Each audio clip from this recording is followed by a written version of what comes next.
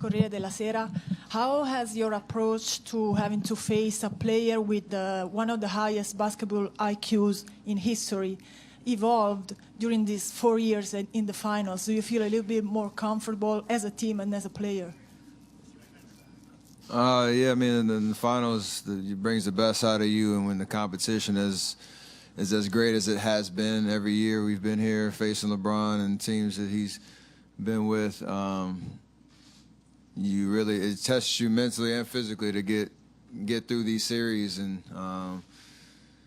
looking back 2015, 2016, last year, and this year, there's been so many different challenges that we've faced, and some we've succeeded at, some we haven't. And definitely a better player than I was before these 4 series have started, and hopefully there'll be an appreciation for that when it's all said and done. LeBron just said that in order to win this series and games in the finals, you need to be, besides having talent, you need to be cerebral. So what's the state of mind and the mindset you need to have now to close the series? Just understand the details of defensively what we need to do against a team like Cleveland with the threats that they have. Understanding that Game 4 is going to be the toughest game that we've played in this series to close it out, and we're going to need energy, effort, focus from every guy that steps foot on the floor for 48 minutes, and kind of like we did in Game 3, where we know they're going to throw some crazy punches, and we got to be able to weather the storm and their runs and the crowd and the atmosphere and all that. Just try to keep our composure as best we can. Whether shots go in or they don't, or calls go your way or they don't, no matter what the score is, you got to keep fighting, keep playing, because closeout games are the hardest things that you can ever experience in the playoffs. Tim in the back row. Tim Reynolds with the Associated Press. Steph, you guys are grown accustomed to winning 65, 67, 73, whatever the numbers have been the last 3 years. In a couple of ways, does you almost appreciate this run more because you guys had to show maybe a lot more toughness this season, had to deal with a lot more adversity this season than you had in the past 3? Does it almost make you appreciate what you guys are about to do more, given the journey that you've been on this year? At the end of every season and run that we've had, there's always an appreciation for the things you learn and things you've gone through. Going into this season, I don't think anybody could have guessed or predicted, the ups and downs and the roller coasters we've been on. So definitely a different year, just overall. Personally with injuries, as a team with dealing with injuries, dealing with the kind of expectations that have been placed on us from the outside and the noise around us as a team. We're trying to understand that throughout the regular season we had to continue to get better, whether that was a slow process or not, and understand when the playoffs came around that probably wouldn't go 16-1 to win a championship. It's probably going to be a lot harder because teams are keying in on us and shifting up their lineups and things like that. And it's kind of been that's been how it's been. And I think for us to do what we did in the conference finals and win a Game 7 on the road, we'd never done that before. And now it'll be one game away. It's been a crazy ride, so now we just got to finish the job, and I think we're all excited about that opportunity. Back left. Dan Feldman, NBC Sports. Steph, there's a video going around of you kind of yelling into your jersey right after you left the court last night. What was going through your mind at that point? Obviously happy to get the win. It was a tough game all the way around, and when you go through that kind of competitive experience for 48 minutes, it's a sense of relief walking off the floor with a win. Obviously, I always say I'm my biggest critic and would have loved to make a couple more shots earlier in the game and things like that. So sometimes you have to get rid of those thoughts and understand that there's another opportunity on Friday to rectify that. But we're walking off the floor up 3-0, having won a game on the road, and definitely a sense of relief and just getting those emotions out. Is that a conscious decision you've made at some point, that when you need to let those emotions out, to do it after the game, before you get in here with us, like that's the right time, or is that just when it happened to come out last night?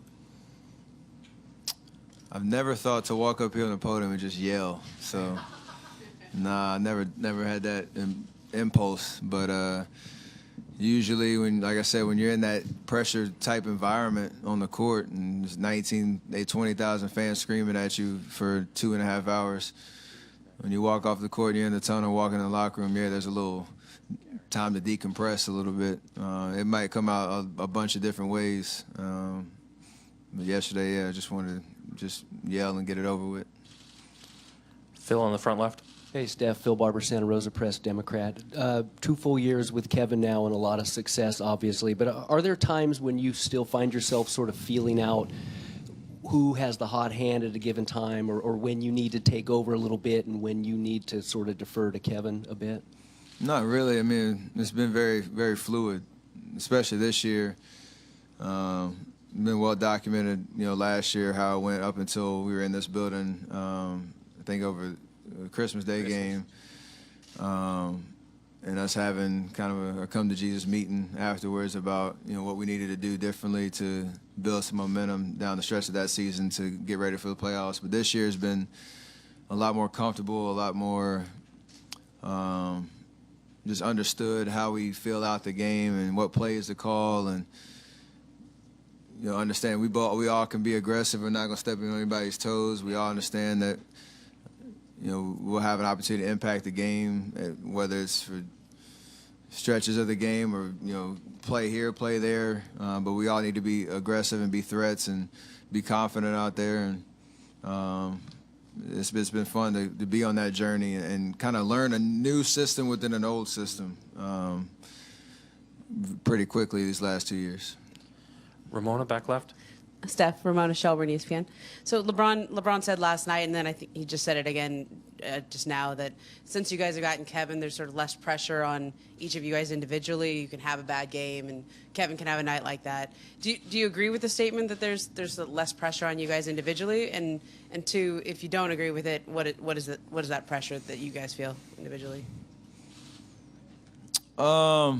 I mean, yeah, if a game happened like last night and I shot 3 for 16 and we had guys scoring under 15 without KD having the game he had, it would have been a lot tougher to win. But pressure, I don't necessarily agree with that, because I feel like every time we step foot on the floor, we put pressure on ourselves to be great, and whether you live up to it or not, you gotta be okay with it, your effort and your intensity and whatnot, and the result of the game. But we don't win 70 or whatever, we won 67 games last year, and go through the journey that we did this year without everybody feeling a sense of pressure and sense of urgency every night that you step foot on the floor, whether you get the job done or not. We all want to show up and do our jobs at a high level, because that's what got us all to where we are, today as individual players and as a team. So KD definitely falls into that. He helps the situation, but I don't think that takes. We don't walk on the floor and just, there's KD. All right, we're good. Like we still have to play and play hard and play well. Gary, last one in the back left. Washington, Boston Globe. How different are the Cavaliers without Kyrie Irving? I mean, he's an unbelievable player, and I don't know much about how much their schemes have changed. With they run a lot more sets to try to get guys and open shots, outside of LeBron creating and things like that. So it's just different, but I don't really know how to explain it. Kyrie's such a unique talent. You can just give him the ball and try to help him. He can create a shot for you, but they're much more, bent on executing in the half court and trying to, create shots with movement, with screens and things like that. And obviously, you can just give the ball to LeBron and he can create, most times than not. So it's my best way of explaining it. Thank you, Steph. Kevin Durant.